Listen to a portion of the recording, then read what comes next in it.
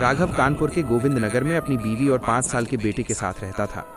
उसका एक छोटा सा कपड़े का गोडाउन था जिससे घर का खर्चा बस किसी तरह निकल जाता था, लेकिन उस पर एक बहुत बड़ा लोन था, एक ऐसा कर्ज जो खत्म होने का नाम ही नहीं ले रहा था।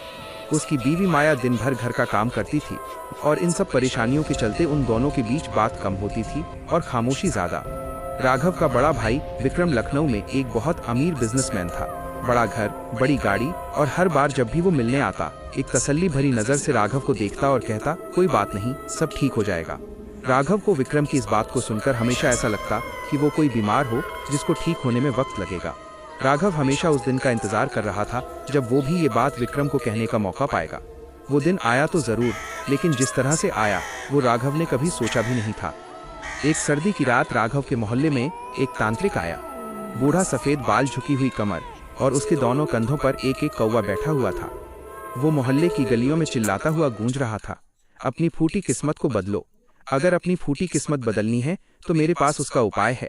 और यही कहता हुआ वो उस मोहल्ले की एक गली से दूसरी गली में जा रहा था। हर जगह सर्दी की धुंध छाई हुई थी और उस धुंध में तांत्रिक और उसके 2 कौवों की छोटी सी आंखें चमक रही थी। लोग अपने घर की खिड़कियों से झांक कर देख तो रहे थे, पर कोई उस तांत्रिक के पास नहीं गया। राघव भी उस तांत्रिक को दूर से देख रहा था, लेकिन कुछ देर में वो तांत्रिक वहां से चला गया। लेकिन उस रात राघव पूरी रात नहीं सो पाया। वो अपने टूटे हुए मकान और उससे भी बेकार जिंदगी के बारे में सोचता रहा। वो सोचता रहा कि क्या उसे उस तांत्रिक के पास जाना चाहिए। अगली सुबह बिना किसी से कुछ कहे राघव सीधा उस तांत्रिक को ढूंढते हुए उसके पास चला गया, इस उम्मीद में कि वो अपनी बुरी किस्मत किसी तरह बदल पाएगा।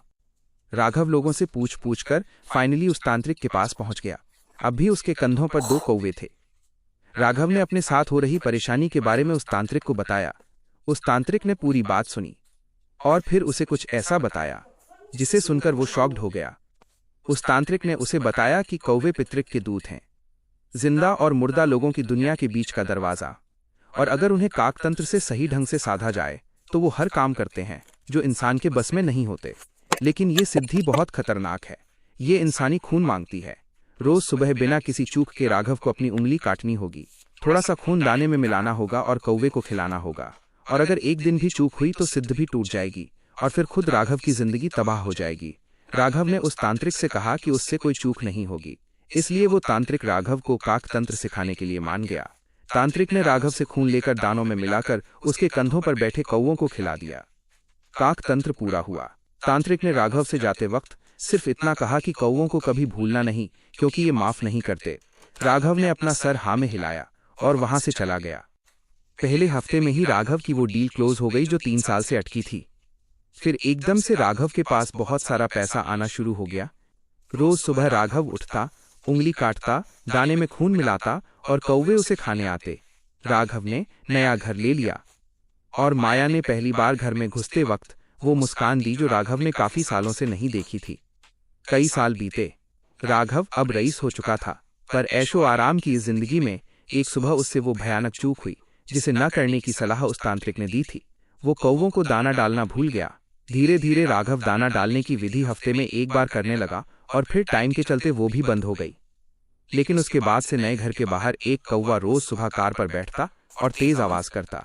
राघव चिढ़ के पास जाता, कौवा उड़ जाता, लेकिन अगले दिन फिर उसी जगह उसी समय वो वापस आ जाता। ऐसा लग रहा था कि मानो वो राघव को कोई भयानक चेतावनी दे रहा हो। उसके बाद से राघव की जिंदगी में अजीबोगरीब चीजें होना शुरू हो गया। एक सुबह दरवाजे के सामने उसे एक कौवा मरे हुआ पड़े मिला। राघव ने उसे कपड़े से उठाया, डस्टबिन में डाला, हाथ धोए और दिन भर के काम में लग गया जैसे कुछ हुआ ही नहीं। राघव अपनी अय्याशियों में मग्न था। धीरे धीरे उसके बिजनेस में लॉसेस आने लगे। लॉसेस पहले धीरे आए, फिर एक साथ, जिसे किसी ने एक ही बार में सब कुछ वापस मांग लिया हो, और उसे हर सुबह अपने दरवाजे के बाहर मरे हुए कौवों की लाशें मिलने लगी।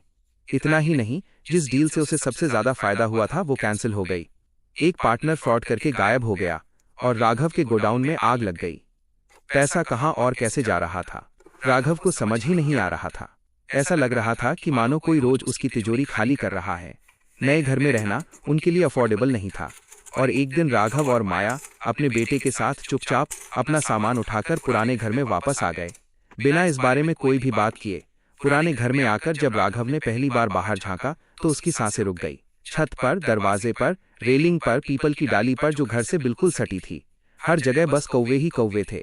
चुप, बिल्कुल चुप, जो बिना हिले, बिना उड़े, एक टक सिर्फ घर को देखते रहते, जैसे वो जानते थे कि वो आएगा। राघव ने घबराहट के मारे दरवाजा बंद कर लिया, पर्दे खींचे और कुछ देर अंदर ही रहा। उस रात पूरे समय राघव के बेडरूम की खिड़की पर टकटक होती रही। एक कौवा बैठा उसकी खिड़की के कांच पर बार बार अपनी चोंच मार रहा था।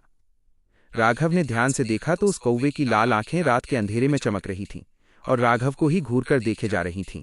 राघव ने अगली सुबह उठते ही अपनी उंगली पर एक कट लगाया और अपना खून दानों पर लगाकर कौवों के खाने के लिए रख दिया, लेकिन कोई भी कौवा नहीं आया। राघव का बड़ा बेटा, जो अब 15 साल का हो गया था, वो अब बहुत शांत रहने लगा था। वो किसी से कुछ नहीं बोलता था। कोई उससे ज्यादा पूछताछ करता तो वो उसके ऊपर गुर्रा देता। बस दिन रात वो अपनी कॉपी में काले कौवे बनाता रहता, इतना कि क्रेन से उसके हाथ भी काले हो गए थे। एक रात कुछ ऐसा हुआ कि राघव बेहद डर गया। उसने शीशे में अपनी गर्दन पर निशान देखे, गहरे, काले, बिल्कुल चोंच के जैसे। लेकिन वो कब आए, कैसे आए, उसे कुछ समझ नहीं आ रहा था। राघव अब बहुत ज्यादा घबराने लगा था। वो फिर से उस तांत्रिक की तलाश में निकला। तांत्रिक की झोपड़ी का दरवाजा थोड़ा सा खुला हुआ था। अंदर से कोई आवाज नहीं आ रही थी, बाहर भी कोई नहीं था। आंगन बिल्कुल सुनसान था। पर राघव जब अंदर गया तो उसके रोंगटे खड़े हो गए।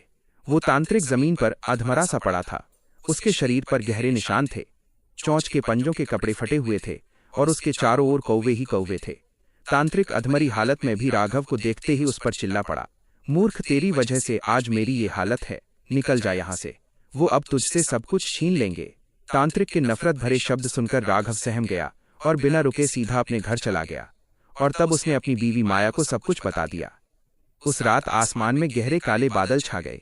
पहले एक कौवा आया, फिर 10, फिर 100, फिर इतने कि आसमान का रंग ही बदल गया। उनकी चै की आवाज एक साथ हवा को काट रही थी। अचानक राघव का नाम उसकी बीवी माया ने जोर से चीखा। आवाज उसके 15 साल के बेटे के कमरे से आ रही थी। जब राघव वहां गया तो उसके बेटे को अजीब से दौरे पड़ रहे थे, जिसे मरने के समय कोई कौवा फड़फड़ाता है। बिल्कुल वैसे ही उसका बेटा छटपटा रहा था। फिर वो राघव को देखते ही गुस्से से पागल हो गया। उसकी आंखें लाल होने लगीं और चेहरा काला पड़ने लगा। अचानक उसके होठ एक कौवे जैसे चोंच में बदल गए और उसने राघव के ऊपर हमला करना शुरू कर दिया। ये देखकर माया की चीख निकल गई, लेकिन वो तब तक नहीं रुका जब तक राघव की सांसें खत्म नहीं हो गई। और तभी अचानक से उनके घर के अंदर सैकड़ों कौवे घुस आए और राघव के शरीर से उसका मांस नोचने लगे। ये सब देखकर माया की रूह कांप उठी थी। उसके बाद राघव का बेटा बेहोश हो गया और बिल्कुल पहले की तरह नॉर्मल दिखने लगा। वो उसी रात अपने बेटे के साथ हमेशा हमेशा के लिए वो घर छोड़कर चली गई और फिर कभी लौटकर उस घर में वापस नहीं आई। राघव का वो घर आज एक खंडर बन चुका है, लेकिन लोगों को उस घर के अंदर 100 से ज्यादा कौवों का झुंड मंडराता हुआ दिखता है।